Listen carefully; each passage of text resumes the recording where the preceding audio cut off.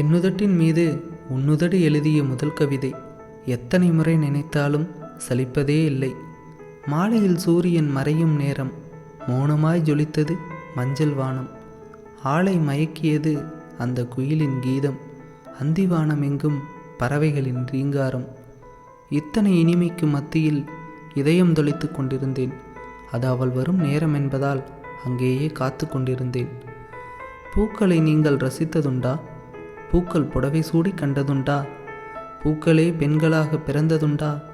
பூமியில் உள்ள பூக்களின் மொத்த அழகையும் புன்னகையில் முடிந்து கொண்டே என் பக்கம் வந்து கொண்டிருந்தாள். கருப்பு தார்ச்சாலையில் முளைத்த சிவப்பு ரோஜாவைப் போல தெரிந்தாள். இப்போது எனக்கு மிக அருகில் வந்துவிட்டாள். என்னை அறியாமல் என் உதடு புன்னகைத்தது. எவ்வளவு நேரம் காத்திருந்தாய் என்றால், எவ்வளவு நேரமானாலும் காதலிக்காக காத்திருப்பேன் என்றேன்.